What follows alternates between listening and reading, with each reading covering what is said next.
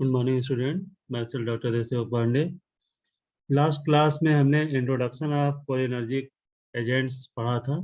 इस क्लास में हमें कोलिनोमाइमेटिक ड्रग्स या पैरासिम्पैथोमाइमेटिक ड्रग्स के बारे में स्टडी करना है।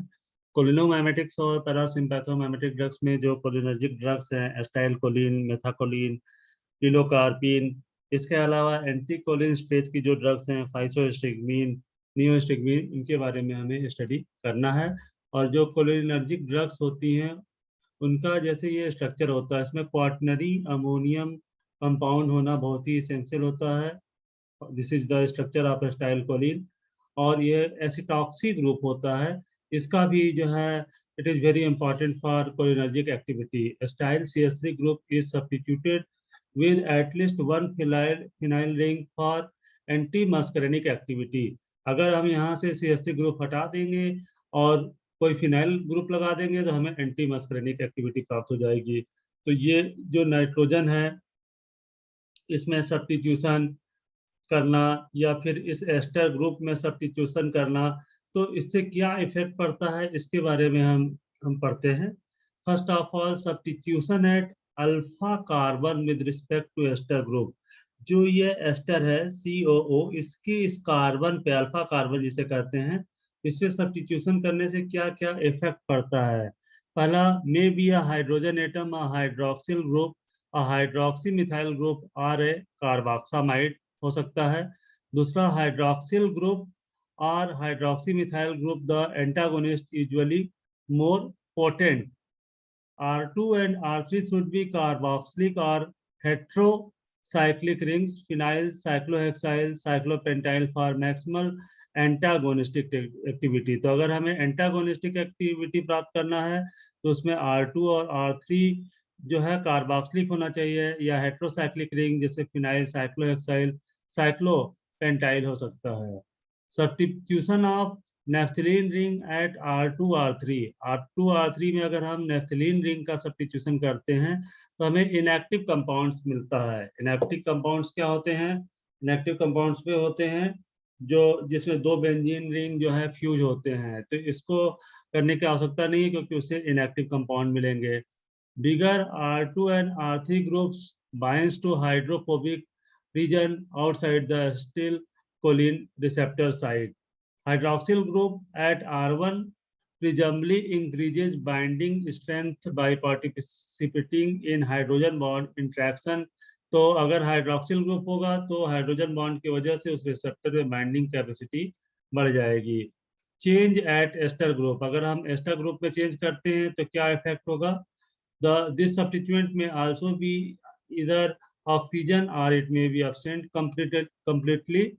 Ester group provides most potent anticholinergic activity. अगर हमें जो है एस्टर ग्रुप है तो उसके वजह से जो है हमें एंटीकोलिनर्जिक एक्टिविटी काफ़ी बेनिफिशियल होता है।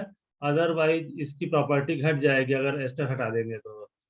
Substitution at amine group, compounds possessing quaternary ammonium group exhibit nicotinic antagonistic activity। और इसमें जो है क्वाटनरी अमीनो ग्रुप है इसलिए ये निकोटिनिक एंटागोनिस्ट एक्टिविटी शो करता है। Quaternary ammonium compound possess most anticholinergic activity. अगर मिथाइल, इथाइल, प्रोपाइल और आइसोप्रोपाइल है इसमें तो groups are tolerated. Tertiary amine also possess antagonist activity presumably by binding to the receptor in the protonated form. Quaternary ammonium compound drugs are primarily used in the treatment of ulcer or other condition for which reduction of gastric secretion में इनका use होता है।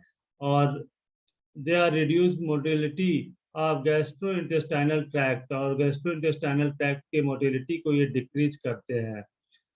Optimum chain length in 2 to 4 carbon, 2 carbon chain possess most antagonistic activity। अगर chain length जो है 2 से 4 carbon का है तो वो ज्यादा से ज्यादा एंटागोनिस्टिक एक्टिविटी शो करता है। Classification, Cholinomimetic drugs may be broadly classified under two categories: direct acting agent जिसमें एस्टाइलकोलिन आता है, कार्बेकॉल आता है, बेथनेकॉल, मेथाकोलिन, नेचुरल एल्कलॉइड्स में पिलोकार्पिन आता है। इनडायरेक्ट कोलिन जो एस्टाइल कोलिन स्टेज को इनहिबिट करता है, इसमें आइसोस्टिग्मीन, नियोस्टिग्मीन, टैक्रीन हाइड्रोक्लोराइड आते हैं। इरिवर्सिबल पायरिडोस्टिग्मीन, एड्रोफोनियम क्लोराइड और आइसोफ्लोरोफेट, एकोथायोफेट एंड पैराथियन, मेलाथियन आते हैं। This is the structure of acetyl Colin, जिसमें ये क्वाटनरी अमोनियम कंपाउंड है और यहाँ पे ये 2 कार्बन की चेन है और एस्टर ग्रुप है और इसका साल्ट है chloride salt. This is two acetoxy ethyl trimethyl ammonium chloride. इसकी सिंथेसिस कैसे होती है? ट्राइमिथाइल एमीन की आवश्यकता होती है एंड 2-क्लोरो इथाइल एसीटेट जब आपस में रिएक्ट करते हैं तो इसका एक मिथाइल ग्रुप इससे जुड़ जाता है और ये पॉजिटिव चार्ज इसमें आ जाता है, that is N+ CS2 COO, CS2 का twice Cl। This is acetyl Colin chloride, जो कि व्हाइट क्रिस्टलाइन पाउडर होता है, हाइग्रोस्कोपिक इन नेचर होता है और ये वाटर में सॉल्युबल होता है, अल्कोहल में सॉल्युबल होता है और इसको रैपिडली हाइड्रोलाइज कर देता है एस्टाइल कोलिन स्टेज। इसीलिए इसको क्वांटिटी बचाने के लिए हम क्या देते हैं? एंटी कोलिन स्टेज तक देते हैं। ये जो है कार्डियक डिप्रेसेंट होता है और इफेक्टिव वैसोडायलेटर होता है। इसको स्टोर करने के लिए टॉपिकली 1% सोल्यूशन इसका यूज कर सकते हैं। कार्वेकॉल, जो कि एस्टाइल कोलिन से ही रिलेटेड ड्रग है। कार्वेकॉल और इसमें क्या अंतर है? कार्वेकॉल में जो है ये आपका क्वाटनरी अमोनियम कंपाउंड है ही है और एस्टाइल कोलिन से COO CS2 है। यहाँ पे जो मिथाइल ग्रुप था एस्टाइल कोलिन में यहाँ पे मिथाइल ग्रुप था, यहाँ पे जो है मिथाइल ग्रुप हट जाता है, उसके स्थान पे यहाँ अमीनो ग्रुप आ जाता है। This is the difference between carbachol. तो अमीनो ग्रुप की वजह से इसकी प्रॉपर्टी और बढ़ जाती है। सिंथेसिस कैसे करते हैं? इथाइलिन क्लोरोहाइड्रिन की आवश्यकता पड़ती है, CS2 OHCl, फॉस्जीन गैस जिसे COCl2, इसका आपस में रिएक्शन होता है तो क्लोरो इथाइल क्लोरोफॉर्म बन जाता है और ये Cl और इसका HCl निकल जाता है और फिर जब अमोनिया और ईथर के प्रेजेंस में रिएक्शन करते हैं तो क्लोरो इथाइल यूरिथेन मिलता है और फिर उसके बाद ट्राइमिथाइल एमीन के प्रेजेंस में करते हैं तो हमें कार्वेकॉल मिल जाता है। तो this is the synthesis of carbachol. This is started from ethylene chlorohydrin when reacted with phosgene, hydrochloric acid is eliminated and this gives chloroethyl chloro methane format, and when it reacts with ammonia and ether, hydrochloric acid removed, it gives chloroethyl urethane. In presence of trimethyl ammonium it gives carbacol। White crystalline powder होता है, hygroscopic powder होता है, ये water में soluble होता है, sparingly soluble in alcohol और it is more slowly hydrolysed by acetylcholinesterase. Acetylcholinesterase से जो है बहुत ही स्लोली हाइड्रोलाइज होता है ये। It is use for miotic action in the treatment of glaucoma. Glaucoma में इसका यूज करते हैं और इंट्राऑकुलर प्रेशर में भी इसका यूज करते हैं। Next drug is bethanechol. Bethanechol is also example of cholinomimetic drug और इसमें जो है मिथाइल ग्रुप का सब्स्टिट्यूशन हो जाता है। यहाँ पे CS2 था लेकिन एक मिथाइल ग्रुप का सब्स्टिट्यूशन हो गया। This is बेथनेकॉल।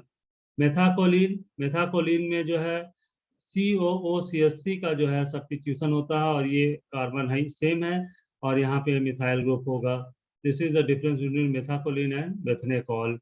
और इन सब का यूज जो होता है ब्रेडिकार्डिया, मतलब उसे जो है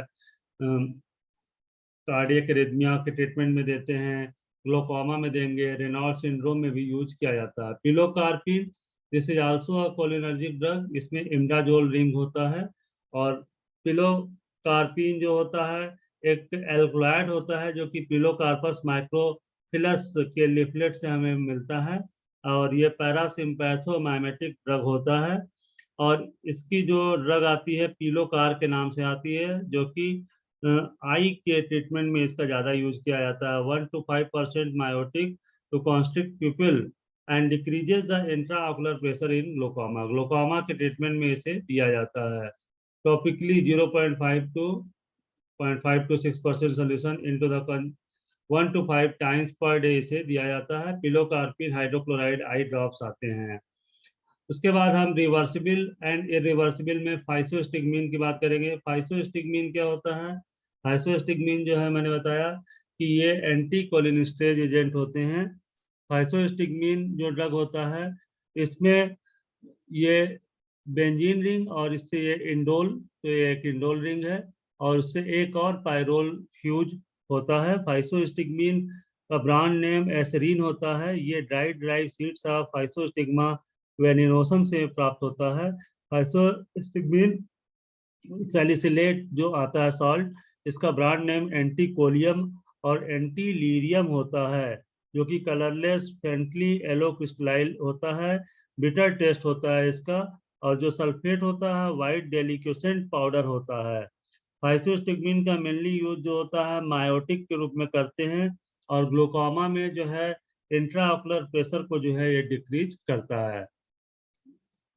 नियोस्टिगमिन क्या होता है? सिंथेटिक कंपाउंड होता है और नियोस्टिगमिन का ये स्ट्रक्चर है, बेंजीन रिंग है, इससे क्वाटरनरी अम्योनियम कंपाउंड OCON CH3 का ट्वाइस। इसका जो ब्रोमाइड आता है इसका ब्रांड नेम प्रोस्टिगमिन होता है। It is a dimethyl carbamic ester of 3 hydroxy N trimethyl anilinium bromide से मिलता है और इसका केमिकल नेम जो है 3-डाईमिथाइल कार्बामोइलॉक्सी ट्राईमिथाइल एलिनियम ब्रोमाइड होता है। और इसका सबसे इम्पोर्टेंट यूज माइस्थेनिया ग्रेविस में होता है। माइस्थेनिया ग्रेविस जो है मस्कुलर फटीग की डिजीज होता है, जो कि ऑटो इम्यून डिसऑर्डर होता है। तो इसमें इस नियोस्टिगमिन को दिया जाता है। और सिंथेसिस कैसे होती है? इसकी सिंथेसिस के लिए मेटा नाइट्रोएनिलीन लेते हैं और मिथाइल ब्रोमाइड के प्रेजेंस में HBr निकलता है। This will give this compound, this is dimethyl amino nitrobenzene.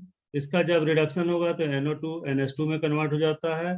डायोस्टाइजेशन में ये CN2 में कन्वर्ट हो जाएगा। हाइड्रोलिसिस होगा तो ये OH में आ जाता है। फॉस्जीन के प्रेजेंस में OCO हो जाता है। और जब इसका डाईमिथाइल एमीन से रिएक्शन करते हैं this will give this compound. Methyl bromide के प्रेजेंस में नियोस्टिगमिन ब्रोमाइड हमें मिलता है। नियोस्टिगमिन ब्रोमाइड मैंने बताया माइस्थेनिया ग्रेविस की यूज में करते हैं। इसके टैबलेट भी आते हैं और ये सल्फेट इंजेक्शन के रूप में भी आता है। पायरिडोस्टिगमिन इज आल्सो एंटीकोलिनेस्टेरेज ड्रग और ये जो है मेस्टिनॉन और रीजोनाल के नाम से आता है। इसका केमिकल नेम 3-डाईमिथाइल कार्बामोइलॉक्सी 1-मिथाइल पिरिडीनियम ब्रोमाइड होता है। ये वाइट डेलिक्वेसेंट क्रिस्टलाइन पाउडर होता है। और इसका यूज भी याद करिएगा स्टूडेंट, पायरिडोस्टिगमिन ब्रोमाइड का माइस्थेनिया ग्रेविस के ट्रीटमेंट में किया जाता है। और इसका डोज जो होता है 60 mg देते हैं 4 से 8 घंटे के बाद। और but 120 to 300 mg 6 time per day is usual dose. Pyridostigmine tablet BP आता है। नेक्स्ट ड्रग्स के बारे में नेक्स्ट क्लास में पढ़ेंगे।